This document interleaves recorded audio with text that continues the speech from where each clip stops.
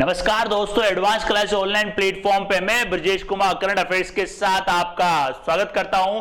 तैयार हो जाइए करंट अफेयर्स के बेहतरीन क्वेश्चंस, बेहतरीन जानकारी के साथ। आइए देखते हैं पहला क्वेश्चन। देखिए पहला क्वेश्चन, किसे फेसबुक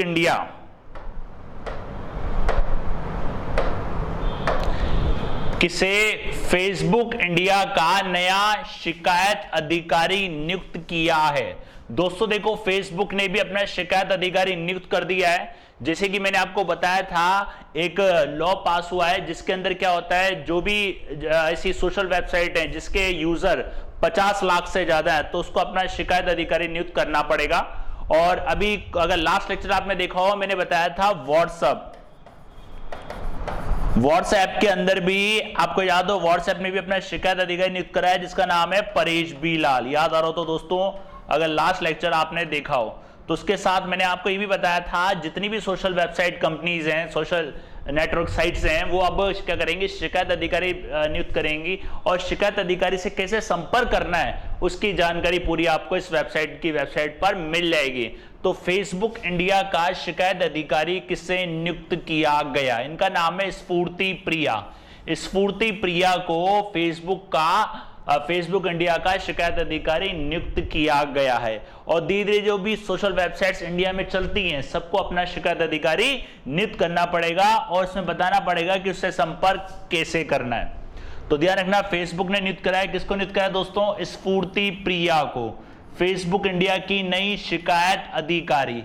अब जो ये नियुक्त की गई है दोस्तों, ये ध्यान रखना, नए नियम सूचना प्रौद्योगिकी दिशा में निर्देशों और डिजिटल मीडिया आचार संहिता नियम 2021 के तहत ये नियुक्त की गई है। मतलब उसके तहत इनको बनाया गया है, जिसके अंदर क्या है दोस्तों, 50 लाख से अधिक उपयोगकर्ता वाली सोशल मीडिया कंपनी एक शिकायत अधिकारी, एक नोडल अधिकारी, एक अनुपालन अधिकारी अपने यहां नियुक्त करेगी।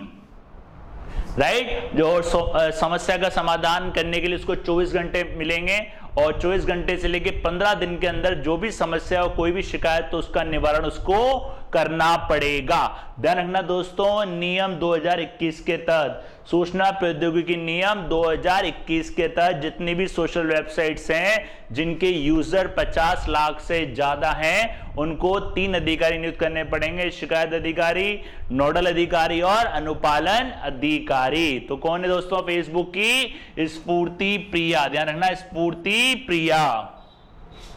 नेक्स्ट देखिए दोस्तों, किस आरबीआई गवर्नर का कार्यकाल 2 साल तक बढ़ा दिया गया है? ये ध्यान रखना, आरबीआई के डिप्टी गवर्नर हैं। ध्यान रखना दोस्तों, डिप्टी गवर्नर हैं। और आरबीआई के अंदर ध्यान रखना, एक होता है गवर्नर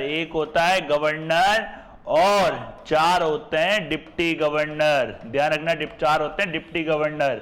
गवर्नर कौन है अभी आपके? शक्तिकांत दास। ध्यान रखना दोस्तों, गवर्नर है अभी आपके शक्तिकांत दास।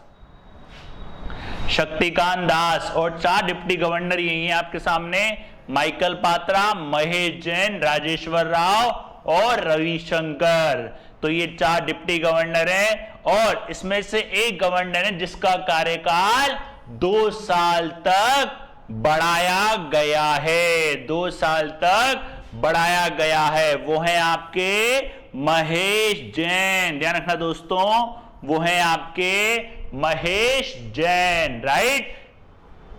नेक्स्ट देखते हैं दोस्तों, नेक्स्ट देखिए, इसके और देख लीजिए, महेश जैन, ये है महेश जैन और ये आरबीआई के डिप्टी गवर्नर थे जिनका कार्यकाल अभी बढ़ा दिया गया है 2 साल तक। ध्यान रखना दोस्तों, आरबीआई की स्थापना 1935। ध्यान रखना। और आरबीआई का राष्ट्रीयकरण, नेशनलाइजेशन 1949। राइट? और आरबीआई का मुख्यालय दोस्तों मुंबई। और इसके 4 लोकल बोर्ड भी हैं। ध्यान रखना दोस्तों, 4 इसके लोकल बोर्ड भी हैं।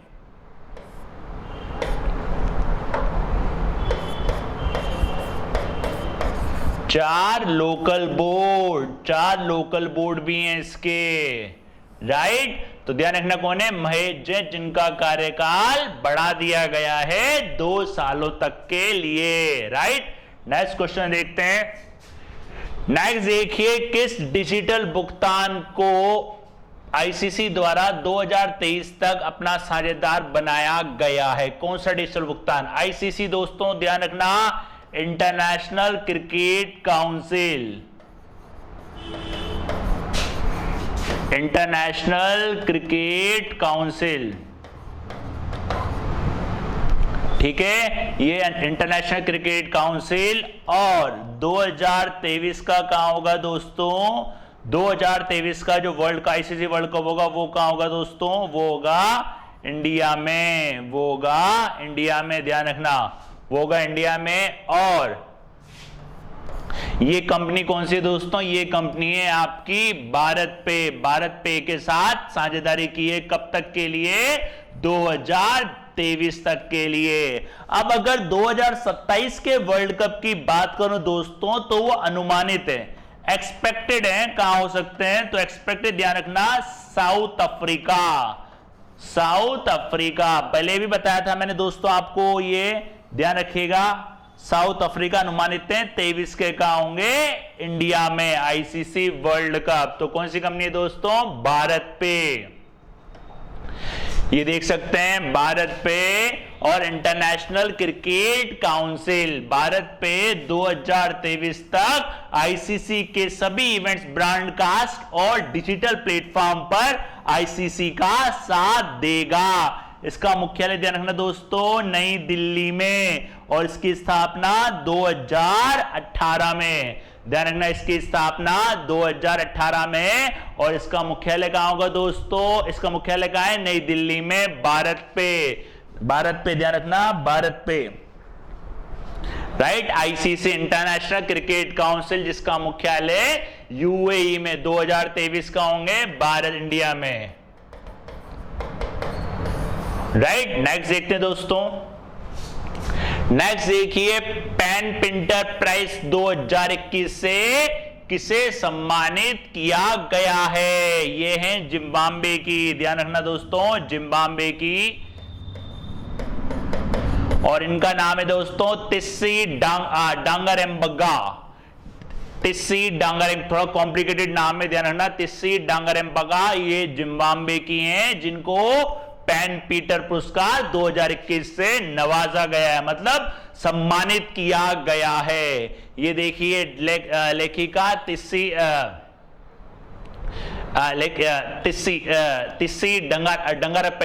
डांगरेम्बगा जिम्बाब्वे की है। जिम्बाब्वे की राजधानी दोस्तों हरारे, जिम्बाब्वे की राजधानी हरारे, याद रखिएगा दोस्तों, हरारे। जो इनकी पुस्तक थी ability to capture and communicate vital truth even amidst time of April के लिए इनको सम्मानित किया गया है। अभी जो पुरस्कार है दोस्तों, इसकी स्थापना हुई थी 2009 में। और ये जो क्षेत्र है, कौन कौन क्षेत्रों में दिया जाता है? नाटक में दिया जाता है, कविताओं में, निबंध में, साहित्यिक में और आदि में ये दिया जाता है। लेखकों और कवियों को भी ये दिया जाता है। कौन सा देश देता है दोस्तों? ये देता है यूके, यूनाइटेड किंगडम। ध्यान रखना, जो दिया गया है तिस्सी डांगरेम्बगा, तिस्सी डांगरेम्बगा, थोड़ा नाम कॉम्प्लिकेटेड है, थोड़ा सा ध्यान रखिएगा आप लोग।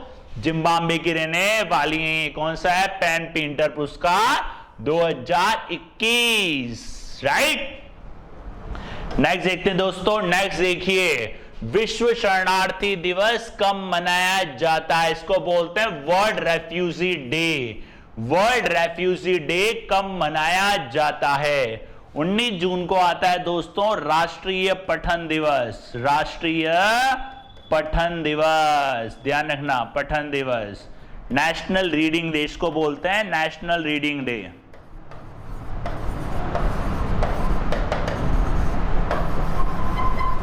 नेशनल रीडिंग डे 20 जून को आता है आपका शरणार्थी दिवस। कौन सा डे आता है दोस्तों? Refugee day. 20 जून को। 21 जून की बात करें दोस्तों, इस दिन आता है योगा डे, योगा दिवस, ध्यान रखना। एक आता है संगीत दिवस, म्यूजिक डे, संगीत दिवस आता है।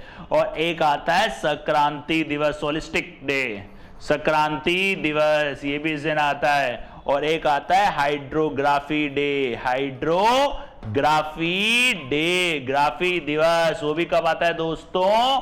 21 जून को। ये 4 डे आते हैं आपके, 25 को कोई खास नहीं आता है। तो ध्यान रखना, विश्व शरणार्थी दिवस कब मनाया जाता है दोस्तों? ये मनाया जाता है 20 जून को। ये मनाया जाता है 20 जून को। ये देखिए, refugee day, world refugee day, 20 जून। विषय together we heal, learn and shine, together we heal, learn and shine पहली बार शुरू हुआ था दोस्तों 20 जून 2001 को।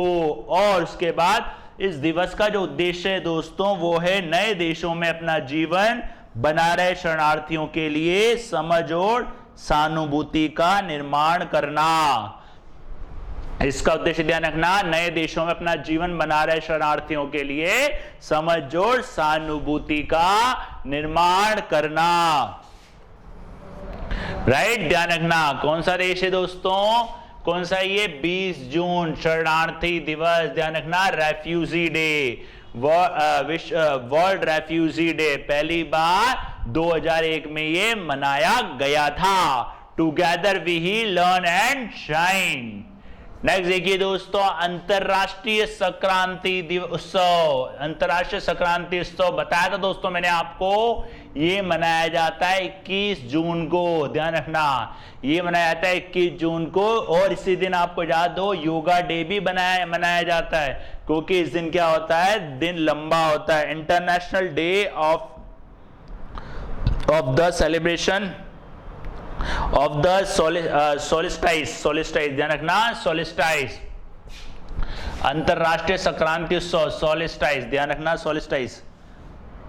और 21 जून को, 20 जून 2019 में इसकी घोषणा हुई थी। अब ये क्या होता है? संक्रांति वह बिंदु है जिस पर सूर्य दुनिया से अपनी सबसे बड़ी दूरी पर होता है, सबसे बड़ी दूरी पर होता है, यानी कि दिन सबसे लंबा होता है। और इस दिन योग भी किया जाता है, आपको बताया भी था दोस्तों मैंने।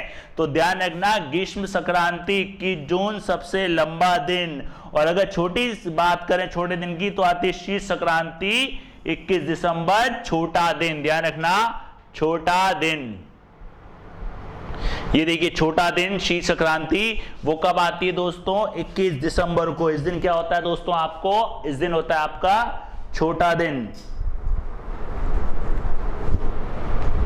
राइट। और ग्रीष्म संक्रांति 21 जून, इस दिन होता है आपका बड़ा दिन। और इस दिन अब मैंने बताया भी था आपको, म्यूजिक डे मनाया जाता है, इस दिन हाइड्रोग्राफी डे होता है, और इस दिन आपका योगा डे होता है, राइट। नेक्स्ट देखिए, किसे ईरान का नया राष्ट्रपति बनाया गया है? ईरान की राजधानी दोस्तों याद रखिएगा आप, इसकी राजधानी है तेहरान, और इसकी मुद्रा है रियाल, या फिर एक और है तोमन, यहीं की तोमन है, तोमन इसी के बस चलता है, यहाँ पे क्या है? रियाल। ये हैं आपके दोस्तों इब्राहिम राइसी को नया राष्ट्रपति बनाया गया है, जो हसन रूहानी का स्थान लेंगे, ध्यान रखना, हसन रूहानी का स्थान लेंगे इब्राहिम राइसी। ये देख सकते हैं इनकी फोटो, इब्राहिम राइसी, ये 60 वर्ष के हैं, और हसन रूहानी का स्थान ये लेंगे, ईरान के नए राष्ट्रपति। नेक्स्ट देखिए दोस्तों, हाल ही में दुनिया का तीसरा सबसे बड़ा हीरा कहां पाया गया है? South Africa. दोस्तों साउथ अफ्रीका फेमस है डायमंड्स के लिए, ध्यान रखना, साउथ अफ्रीका फेमस है डायमंड्स के लिए, क्योंकि जितने भी बड़े बड़े डायमंड्स होते हैं वो यहीं पाए जाते हैं, ध्यान रखना। तीसरा सबसे बड़ा, बोत्सवाना। बोत्सवाना अफ्रीका में पड़ता है दोस्तों, ध्यान रखना, अफ्रीकन कंट्री है बोत्सवाना, अफ्रीका में पड़ता है।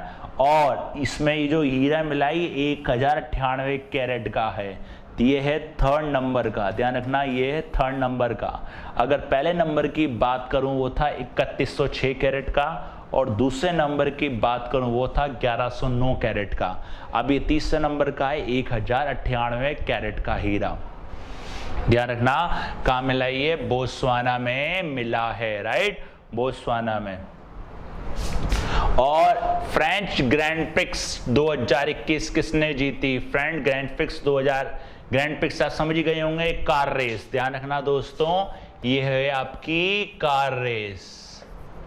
काफी बार पहले भी आ चुकी है, Spain grand prix, Bahrain grand prix, Azerbaijan grand prix बताया था मैंने आपको। तो ये जीती है मैक्स वर्स्टैपेन ने, ध्यान रखना। कौन किसके ड्राइवर है दोस्तों? ये हैं आपके रेड बुल के ड्राइवर, ध्यान रखना, ये हैं आपके रेड बुल के driver. French grand prix 2021, max Verstappen red bull के ड्राइवर, और लुइस हैमिल्टन भी हैं जो मर्सिडीज के हैं, जानते हैं हम दोस्तों, सर्जियो पेरेज जो ये हैं आपके रेड बुल के। तो ये लुइस हैमिल्टन 2nd नंबर पे और सर्जियो पेरेज जो रेड बुल के दूसरे नंबर पे, मैक्स वर्स्टैपेन ये हैं पहले नंबर पे। तो इन्होंने जीती कौन सी? फ्रेंच ग्रैंड प्रिक्स, ध्यान रखना, French grand prix.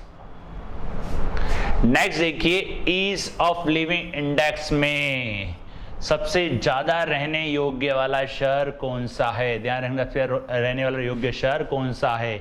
Ease of, तो ध्यान रखना इसमें है बेंगलोर।